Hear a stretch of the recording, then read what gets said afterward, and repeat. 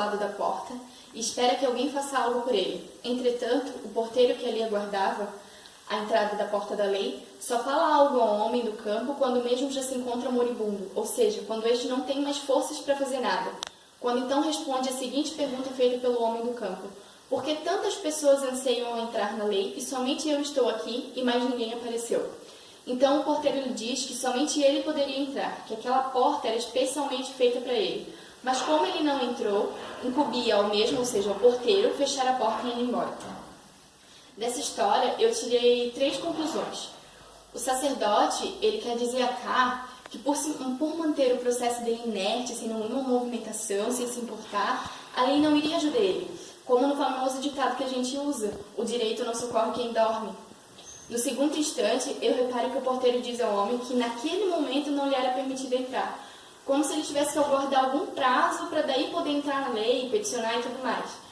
Mas como o homem nunca mais lhe questionou durante anos se ele podia entrar ou não, ele acabou se tornando fraco por nunca ter se defendido com a lei, por nunca ter usado a lei. Como se fosse uma revelia no processo civil, por exemplo. No terceiro e último momento, eu notei que a fala do porteiro em dizer que aquela era uma entrada exclusiva do homem do campo, eu concluí que a lei se amolda ao caso concreto, ou seja, como a gente já viu muitas vezes, a aplicação da lei varia de caso para caso, de pessoa para pessoa. O que se aplica no meu caso não vai se aplicar nos outros.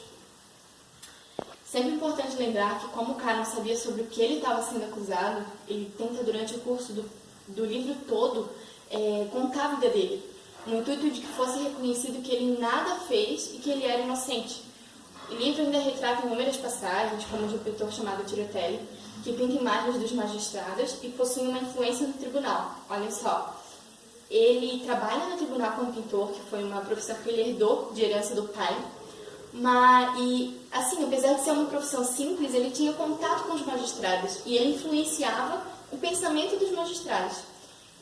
Ele, por conhecer um pouco da lei, de como as coisas funcionavam, ele ofereceu a Ká algumas formas de se livrar do processo, mas nenhuma delas era de fato definitiva, porque ele diz que a forma definitiva de Ká se livrar do processo, ele nunca havia visto antes.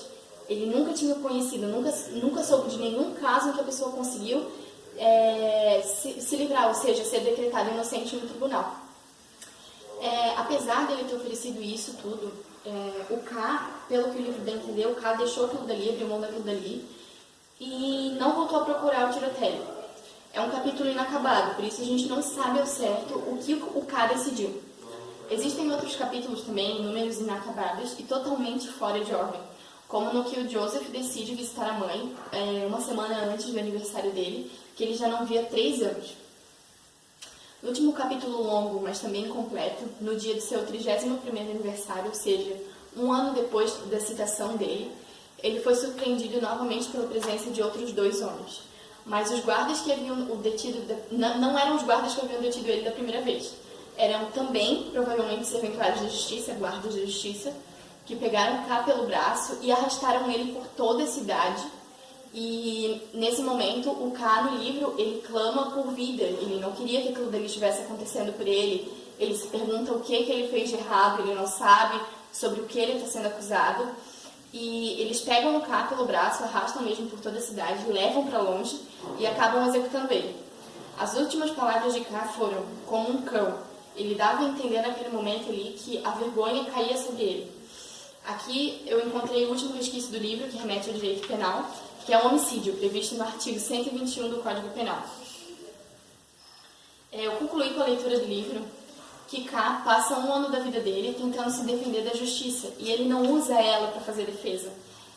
O personagem ele nem mesmo sabe sobre o que ele está sendo acusado. Após ele abrir mão de um defensor com o intuito de se defender melhor, ele começa a narrar toda a vida dele, justificando cada acerto da vida dele perante o Estado. O livro mostra claramente que quando a justiça não é usada à luz da consciência, ela pode acabar com a vida de alguém, ou seja, ela demonstra os efeitos que a calúnia emerge sobre as pessoas. Então, assim, eu concluí que esse livro ele é um pouco fora da realidade, ele remete a outro tempo, porque hoje a gente não pode ter alguém sendo acusado que não sabe sobre o que está sendo acusado. E eu achei muito interessante aqui porque desde o começo do livro ele acredita na inocência dele e ele fala que alguém certamente havia caluniado ele. que aquilo dele não era verdade. É um livro que eu recomendo muito para quem cursa Direito. Uma leitura muito interessante, apesar do livro não ser incompleto, ele tem uma ênfase gigantesca, a passagem da catedral é muito boa, é maravilhosa. E é isso, eu indico para todo mundo. Esse livro, que eu mostrei a capinha lá na frente, ele foi publicado em 2005, que é um pós-fácil de Modesto Caroni, que é um professor de literatura que atua no Brasil. É isso, espero que tenham gostado.